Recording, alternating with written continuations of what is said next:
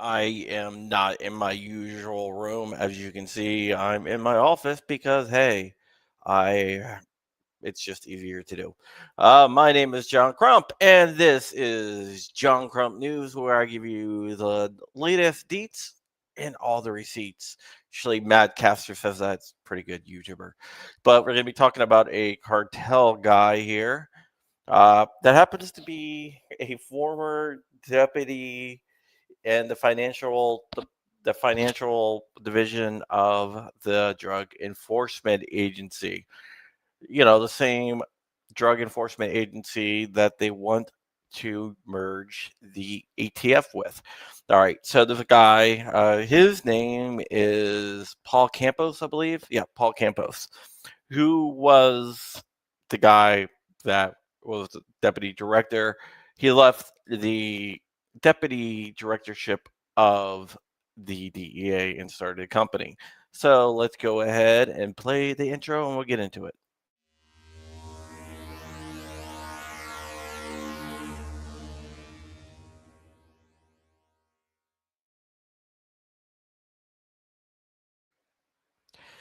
Out of all the drug cartels out there, the new Jalisco generation drug cartel is probably the worst. These are not good dudes. They're the CJNG, New Jalisco, what is it? Sorry, the Jalisco New Generation Cartel is by far the most bloody. They are the most violent. They are the most destructive cartel out there. They recruited this guy named Paul Campos, who was a former DEA agent who runs a company now, or ran a company called Global Financial Consultants. He retired from the DEA around 2016 and went into this group, and he was running guns for the cartel in addition to money laundering. Uh, he basically would go down to Charlotte, North Carolina, Miami, pick up guns, not guns, but pick up money and convert it into cryptocurrency or cryptocurrency into cash, depending on where it needs to go. I'm talking about this guy was doing millions and millions of dollars of conversions for the cartel. And it's not like he didn't know he was part of the cartels. In fact, when he first met the cartel after he agreed to work with them and did his first drop in Charlotte, North Carolina, uh, one of the people said to his partner Sensei, "Welcome to the fucking cartels." That's according to the indictment. So he definitely was aware that he was working for the cartels. Now, let's go ahead and talk about the other thing he was doing, because he wasn't just that he was working with the cartels, he was also selling them guns. Now, you might be asking me, what type of guns was he selling the cartels? Because am I talking about revolvers here? Am I talking about Glocks? Am I talking about ARs? Well, let me tell you what he was trafficking in. He was trafficking in ARs, AR-15s. He was also trafficking in a specific subset of AR-15s known as the M4s. Yes, the M4s are the same ones that the military uses. But wait, there's more. It wasn't just that he was trafficking in M4s and AR-15s and other small handguns. He was also hooking up the cartels with grenade launchers and grenades. So he was supplying the drug cartels, the new generation cartel, with grenades and grenade launchers. Oh, also RPGs and RPG rounds. So grenades, grenade launchers, RPGs, RPG rounds, M4 machine guns, and AR-15s. This guy was not exactly a clean guy, and he was a very, very high-ranking figure in the cartels. I am going to show you a picture here of. I sent this out to the guys last night in the Gun Bunny channel, but let me show you a picture of the raid right here. But John, how do you get this information? How do you get pictures of the raid?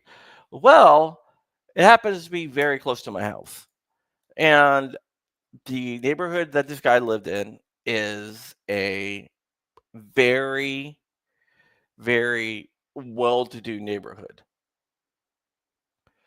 So he lived in a well-to-do neighborhood. Local police held security as DEA and other government agencies rushed in, including FinCEN, which is Department of the Treasury, ATF, and some other agents raided this guy's house and arrested him.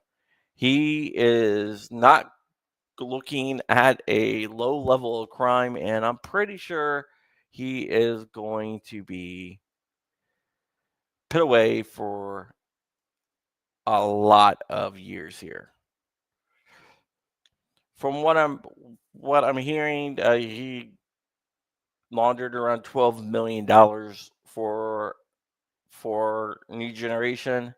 He had around $750,000 in cash on him, and also supplying the weapons. So that is definitely something that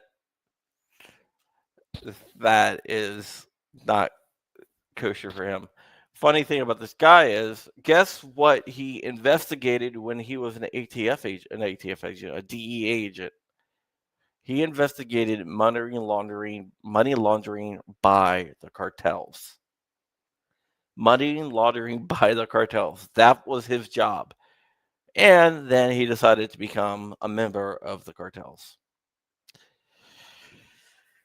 Very, very interesting. I am not sure exactly like how much time he's facing, but it has to be in hundreds of years. He was from Oakton, Virginia. Oakton is near Vienna, Virginia, a suburb of Washington, D.C., about 20 minutes away from me. So, yeah. Investigated or studied? Probably a little bit of both, Fat Gray Man. Probably did a little bit of both. He probably investigated it and learned how to do it. And that's why he got hooked up with the cartels. But he is going to be in a world of hurt. Let me go ahead. I'm going to bring up this picture here because it's definitely interesting. Let me just and to show you what the raid looked like, and also not only what the raid looked like, but him. That's his DEA picture. The money was directly used for getting cocaine. It was directly tied to cocaine. So it was tied to coke. That is the specific drug that it was all tied to. Where did he get the weapons? Who in the military was hooking him up? I don't know. That is a good question. There's a lot on the indictment and charging documentation that is blacked out, and that is one of the things that are sealed right now. So I'm pretty sure there is going to be more information coming about this, and I'm pretty sure he will not be the last one arrested. If they're not already arrested, we just don't know about it. But who was hooking him up definitely is something that I'm sure they probably pretty much already know, and they probably already initiated arrest. Usually they don't start bringing down people until they have everything lined up and start arresting people. So I'm pretty sure that that guy, whoever was hooking him up, is also arrested. And yes, he did have a family, and now they're fatherless because this guy decided to try to make easy money by helping out a violent narco-terrorist organization. So, what's going to happen here? He is going to be put into prison. I don't think he's going to get bond. One of the reasons why I don't think he's going to get bond is the cartels don't like leaving loose ends. So I'm pretty sure they're going to probably try to kill him if they get the chance. But yep, that's it. Just wanted to bring you guys that. And with that, we're out of here. Thank you so much. And see you guys later. Bye.